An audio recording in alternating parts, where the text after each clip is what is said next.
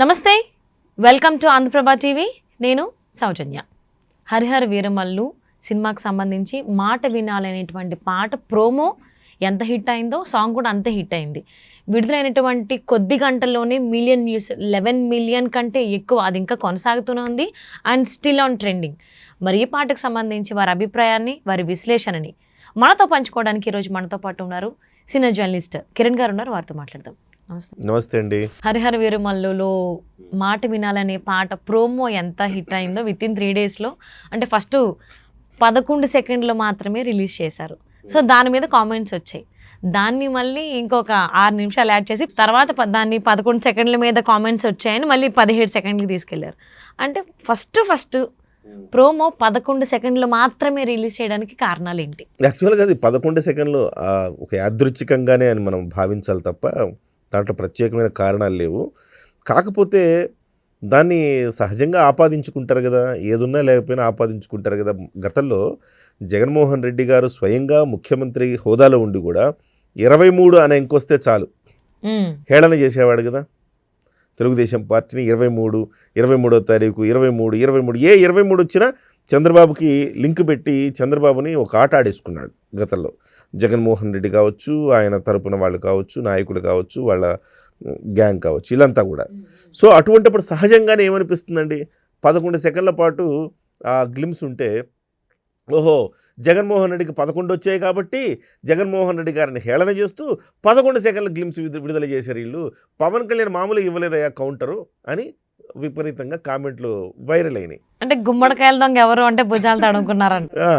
అయితే చిత్ర బృందం ఆలోచించిందేమో, ఇది వివాదాస్పదం కాకూడదని ఆలోచించిందేమో, ఇంకో గ్లిమ్స్ కూడా పెట్టింది. అది 17 సెకండ్లు. అంటే ఏం లేదు, అదే సేమ్, కాకపోతే ముందు వెనక ఒక టెక్స్ట్ యాడ్ చేసి అలా కొంచెం నిడివి పెంచి ఇంకోటి రిలీజ్ చేసింది. సో అది ప్రోమో అయిపోయింది.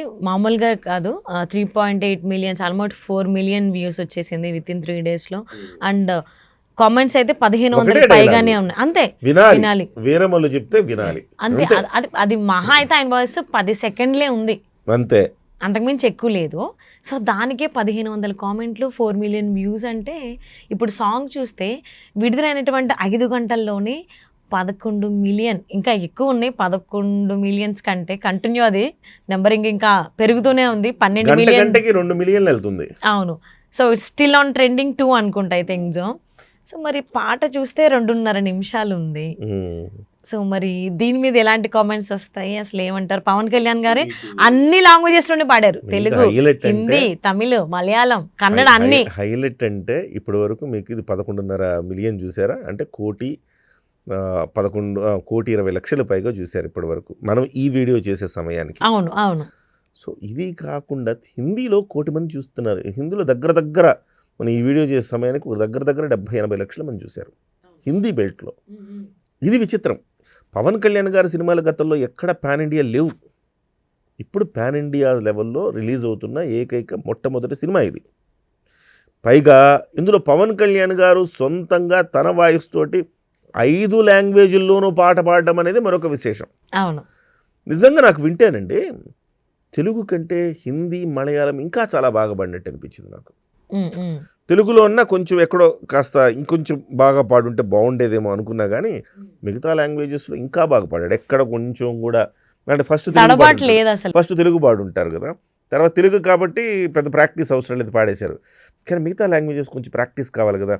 లాంగ్వేజెస్లో ఇప్పుడు మలయాళం తీసుకున్నాం అనుకోండి, ఒక స్లాంగ్ ఉంటుంది, ఒక రాగం లాగా, ఒక సాగతీత ఉంటుంది మలయాళంలో. మీకు పెద్ద పెద్ద హీరోలు కూడా ఒక సాగతీతతో మాట్లాడుతూ ఉంటారు. సో ఆ సాగతీత ఉండాలి. అలాగే కన్నడలో ఒకలాగా, తమిళ్లో ఒకలాగా, హిందీలో ఒకలాగా. సో సహజంగానే ఇవాళ ఉన్న భారతదేశంలో ఉండే లీడర్లలో అన్ని భాషల మీద, అంటే మల్టిపుల్ లాంగ్వేజెస్ మీద పట్టున్న నాయకుడు లేడనే చెప్పాలి. పవన్ కళ్యాణ్ మాత్రమే ఆ పట్టున్న నాయకుడు. మీరు చూడండి, మహారాష్ట్ర వెళ్ళి మరాఠీలో మాట్లాడాడు, హిందీ బెల్ట్లోకి వెళ్ళి హిందీలో మాట్లాడాడు. తర్వాత కర్ణాటక వెళ్ళి ఏనుగుల గురించి కుంకి ఏనుగులు తీసుకురావాలంటే కన్నడలో మాట్లాడాడు ఆ రోజు. ఇక తమిళ్ ఆయనకి తెలిసిందే, ఎందుకంటే తమిళనాడులో కొంతకాలం ఉన్నాడు కాబట్టి తమిళ్ వచ్చు. సో ఒక మలయాళమే కొంచెం స్లో ఉంటాడు నాకు తెలిసినంత వరకు. తెలుగు, హిందీ, ఇంగ్లీష్, కన్నడ, తమిళ్ 5 లాంగ్వేజ్లు, మరాఠీ 6 లాంగ్వేజ్లు అనర్గళంగా మాట్లాడగలడు. సో ఇప్పుడు అలాంటి పవన్ కళ్యాణ్ గారికి అందుకనే సొంతంగా ఆయన వాయిస్ సహజంగా ఏమవుద్దంటే హీరోలు తెలుగులో వాళ్ళు పాడినా మిగతా లాంగ్వేజెస్లో వాళ్ళని కాకుండా వాళ్ళు డబ్బింగే వాళ్ళు చెప్పరు, అట్లాంటిది పాటలు పాడిస్తారా, వేరే వాళ్ళతో పాడిస్తారు. కానీ ఇక్కడ అలా కాదు.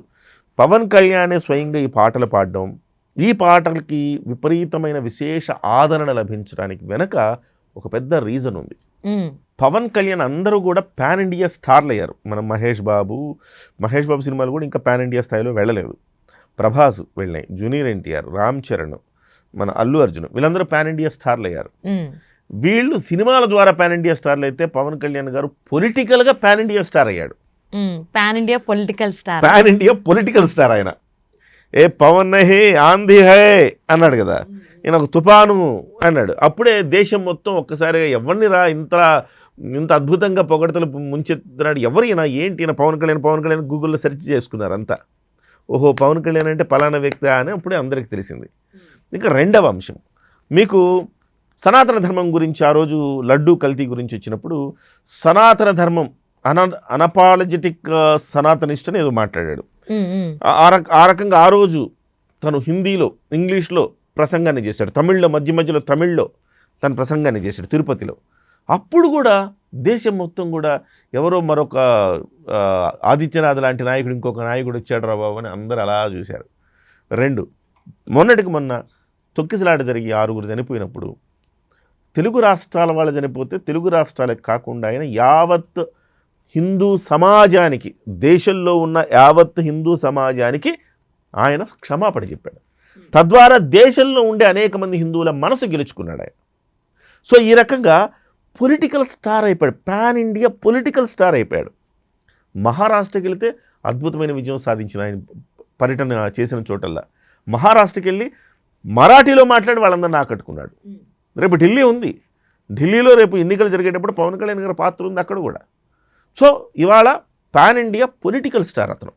ఆ పాన్ ఇండియా పొలిటికల్ స్టార్ కాబట్టి ఆయనతోనే అన్ని లాంగ్వేజెస్లో ఇవాళ పాట పాడించారు. ఇవాళ హరిహర వీరమల్లుకి బజ్ ఇచ్చేది ఎక్కడంటే నిజంగా ఆయన అందరికీ తెలిసాడు కాబట్టి ఆ రకంగా సినిమా ద్వారా కాకుండా పొలిటికల్గా తెలిసాడు. ఈ మధ్యకాలంలో తంతి అనే ఒక ఛానల్ ఆయన్ని తిరుపతి లడ్డు వ్యవహారం సందర్భంలో ఆయన ఇంటర్వ్యూ చేసినప్పుడు ఆ వచ్చిన తమిళ్లో దాదాపు అది ఒక 10 లక్షల మంది వ్యూయర్షిప్ వచ్చింది తమిళ్లో. ఆ 10 లక్షల మంది వ్యూయర్షిప్ వచ్చింది, కొన్ని వేల కామెంట్లు వచ్చినాయి. ఆ వేల కామెంట్లు అన్నీ పాజిటివ్ కామెంట్లు. ఈయనెవరో మేము ఈయన సినిమా ఒకటి కూడా చూడలే, కానీ ఇవాళ నుంచి ఆయనకి పొలిటికల్ ఫ్యాన్ అయిపోయాం. ఇవే కామెంట్లు, మొత్తం కామెంట్లు ఇవే. మేము ఈయన సినిమాలు చూడలేదు, కానీ ఇవాళ నుంచి ఆయనకి పొలిటికల్గా ఫ్యాన్ అయిపోతున్నాం. అంటే కామెంట్స్ విషయానికి వస్తే ఈ మాట విలా అనే పాట కింద కూడా చాలా కామెంట్స్, వందల వేల కామెంట్స్ చూడండి, చాలా కామెంట్స్ ఉన్నాయి. హిందీలో చాలా బాగా పాడారు పవన్ కళ్యాణ్ గారు అంటున్నారు, చాలా బాగా పాడారు. అన్ని రకాలుగా అంటే నీ మాట కాకపోతే ఇంకెవరి మాట వింటాం, నీ మాట మేము వింటాము అంటే ఇలానే దానికి సంబంధించే ఉంది.